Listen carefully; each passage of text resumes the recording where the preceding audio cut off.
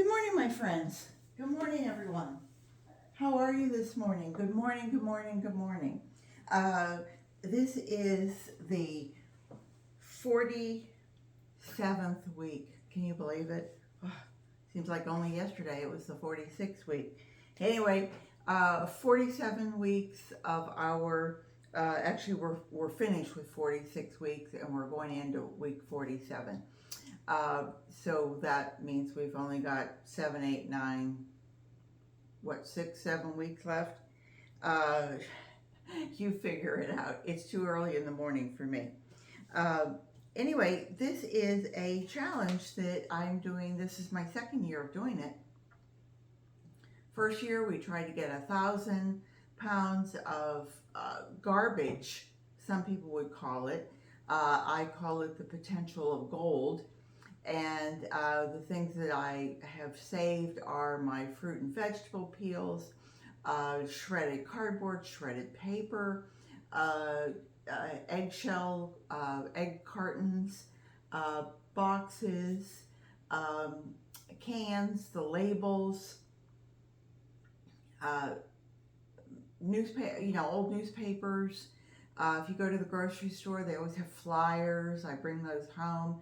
Instead of throwing them away, I either shred them or you can make, the base for your pot if you're a planter. I'm a gardener. I'm also a vermiculturalist. For those of you who might not know, that means that I raise worms. Basically, I raise red wigglers, Eisenia fetida. I think I've had some blue worms sneak in there some along the way, so I have probably a mixture. Of course, I love my earthworms outside when I'm digging. I see those people call them fishing worms, but those big worms, and I go, oh, you're beautiful, you're gorgeous, So I've been doing that since 2009. I've been gardening since probably the early 1970s. Uh, and so I've kind of incorporated everything, and each year I try to give myself a little bit of a challenge. And I think people ask, why would you even bother doing that? I put my trash out. Aren't I a good citizen? My community recycles, and I sort of follow the rules. Aren't I a good citizen? And I have to think that we are all on our own level of what we do. So if I can save my little spot, my little tiny spot in the world, when I'm gone, it may be taken over by somebody who doesn't care. But until that happens, I am going to continue on this path. And if you think that if there were more of us and we were covering more spots and dots, would it help with the whole problem of global warming? It might help a little. I mean, if you talk to the physicist, if you talk to the scientist, if you talk to my husband, Mr. Know-It-All, there's a T-shirt that says, "I don't need Google. I just ask my wife." Well, in our house, I just ask Rick. He seems to know more than I do. Global warming is inevitable. It's just how much time do we have? So all I'm doing is slowing down a fraction of a fraction of a fraction of a fraction of a second. So that said, sorry, I didn't mean to diatribe there. What do I save? I save all my fruit and vegetable peels. They go into my freezer. The reason they go in the freezer is it kills freezes any little bacteria or any bugs that might be in there. And then that food, as it is, goes to my worms. My worms take that along with some carbon, which is either the eggshells or the paper or whatever, and they eat the microbes and the bacteria that forms on those food and carbon. They ingest that along with some eggshell because they don't have a stomach. They have a crop and a grit and a crop and a gizzard. That comes out as poop, and that we call those castings, and that is what we call black gold. And those castings then go back to my soil, and they help to sequester the carbon. They keep everything in there. They keep the soil healthy. They keep the microbes happy. It's a happy place in my garden. So any other things, any stale things you have, your cereals, flour. If you opened up a can of something and you saw little bugs in it and you went, oh, trash. Well, if you were a worm farmer, you would go, oh, bugs. Freeze it and feed it to your worms. And now the worms get the chitin from the shells on the bugs. So it's a source of food. And your whole mind starts to change in how you look at things. So without further ado, I want to make this very short today because I think that we're all busy getting ready to go shopping so that we can buy those presents that we sort of need and sort of don't for under the tree if you celebrate Christmas. Anyway, what did I do this week? Oh, I have something I actually wanted to show you. I'm not sure how I'm going to be able to do that, but I'll give it a shot. Last week I was out walking and I saw a neighbor who was throwing away their pumpkin. Hold on just one sec. My throat is never strong in the morning. Anyway, throwing away 2 pumpkins. And I was tempted to try to pick them up and carry them home, but it was like on the other side of our whole neighborhood. I thought, oh. So Rick drove over and he picked them up. Well, they were, how much were they? Oh, they were over 12 pounds a piece. So that gave me almost, it was 24 and a half pounds for the 2 of them. So I brought those home. I haven't cut them up yet. One is starting to rot a little bit, and I'm not sure if I just want to chop it up and give it to my compost. We disassembled our fountain in the backyard because the raccoon who was coming to visit every night was washing his or her hands and face in it must have been, because the whole thing was packed in sand and leaves.